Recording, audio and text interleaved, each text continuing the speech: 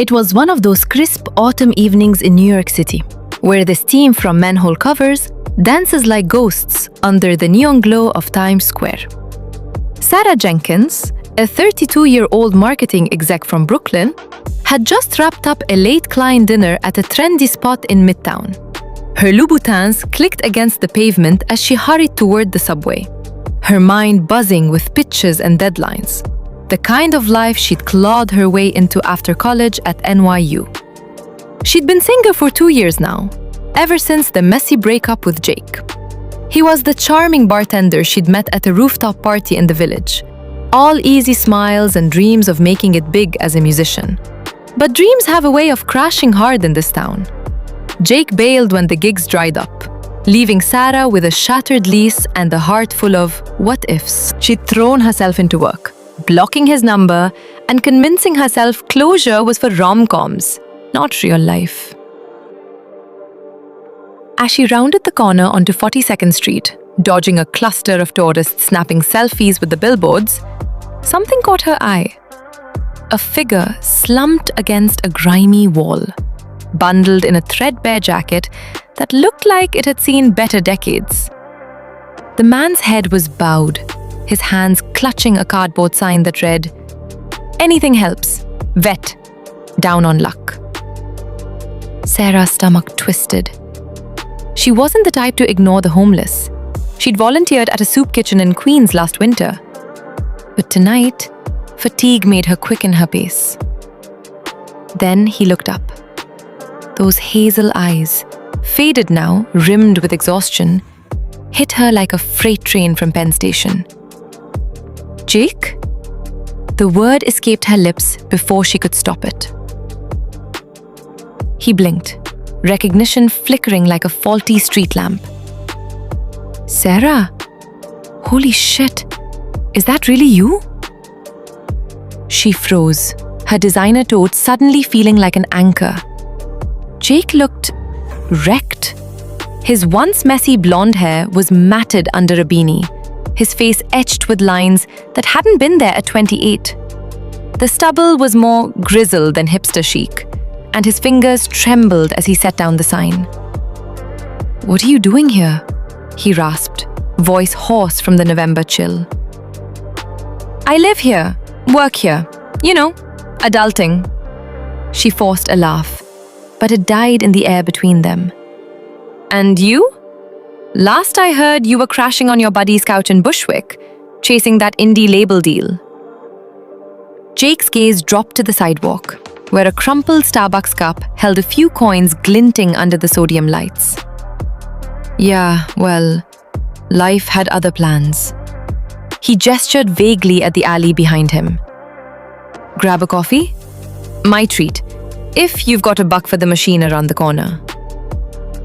Against every instinct screaming, "Run, girl, run!" Sarah nodded. They shuffled to a dingy 24-hour Duane Reade, where the fluorescent buzz felt like an interrogation room. Over lukewarm joe from the self-serve pot, the story spilled out.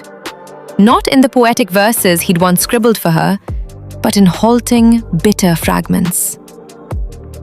It started with the music dream fizzling. Gigs turned to bar tabs, tabs to debt. Then came the accident.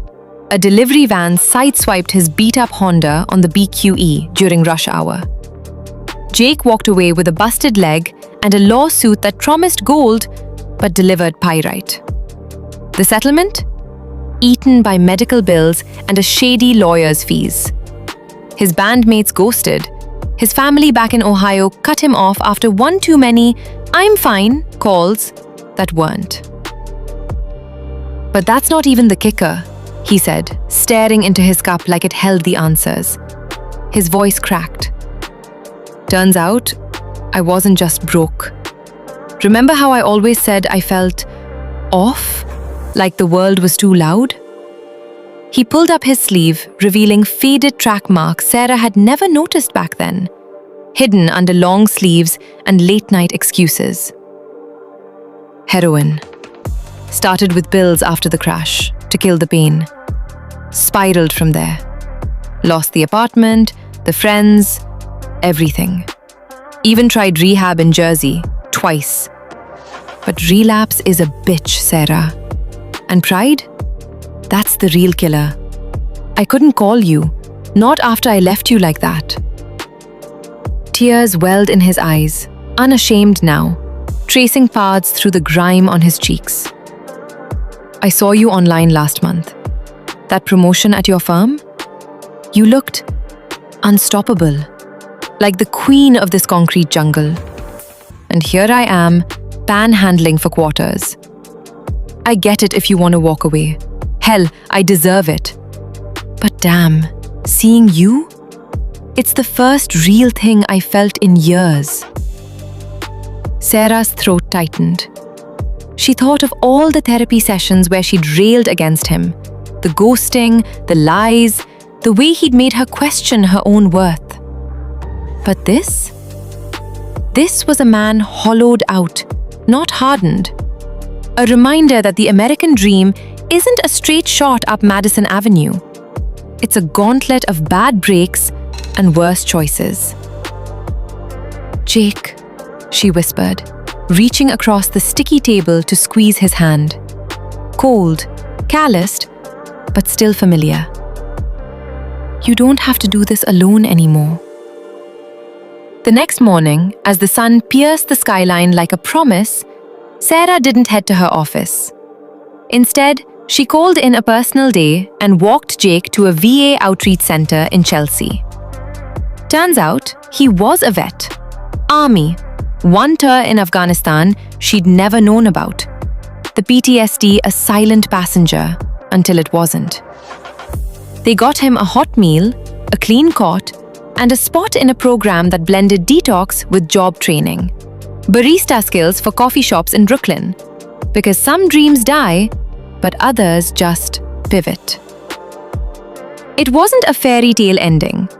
Jake relapsed once, vanished for a week, and Sarah had to learn that love, old or new, doesn't fix fractures overnight.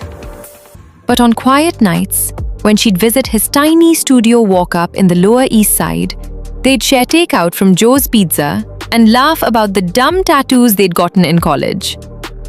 New York chewed them up, sure, but it also spat them back out, scarred, wiser, and weirdly grateful. In the city of second chances, sometimes the biggest one is forgiving the mirror. And for Sarah, that started with a cardboard sign on a cold street corner.